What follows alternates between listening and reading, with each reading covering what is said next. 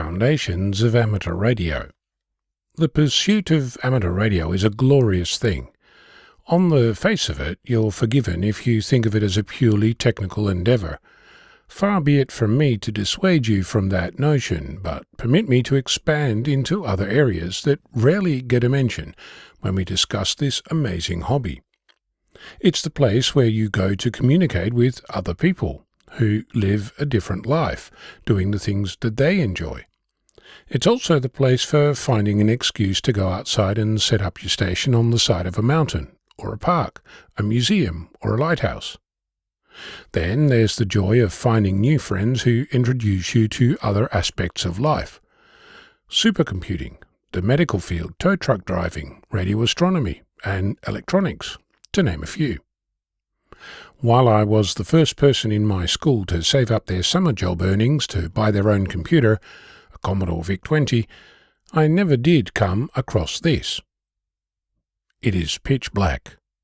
You are likely to be eaten by a grue, is a phrase that might mean something to you, or not. To set the stage, it's the 1960s. You're a science fiction author and you need a ravenous predator.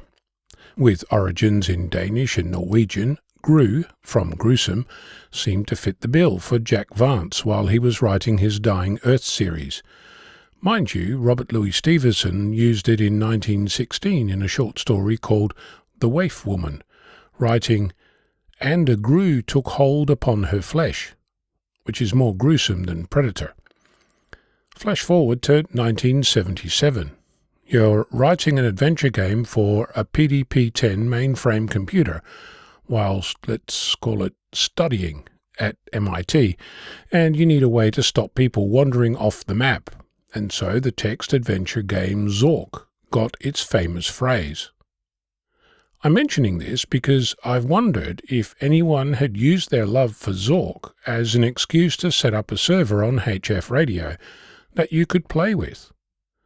I'll confess that I spent way too many hours looking at this, and it appears that you can use the software Direwolf as a way to get packet radio to work across amateur radio without needing anything more than a radio and a computer with a sound card. There's even an article by Rick Osgood titled "How to Set Up a Raspberry Pi Packet Radio Node with Zork," although I will mention that it relies on hardware to connect to a radio rather than use Direwolf. There's a few moving parts, but it looks like this is totally doable. There's already Docker containers for both Zork and Direwolf, even a container called Packet Zork, and a multi-user version called Multi-Zork.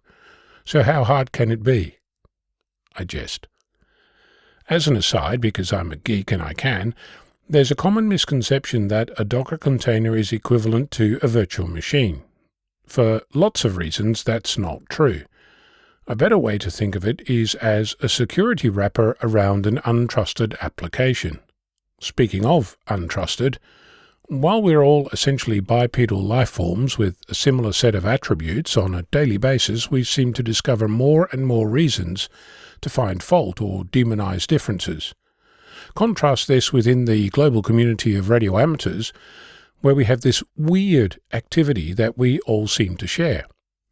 I think that the most underreported, perhaps even undervalued aspect of our hobby is that it's an excuse to talk to someone else.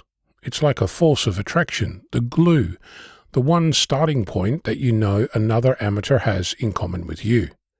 So next time you venture outside, either in real life or virtually, consider at least for a moment that there are other radio amateurs among us, also having fun.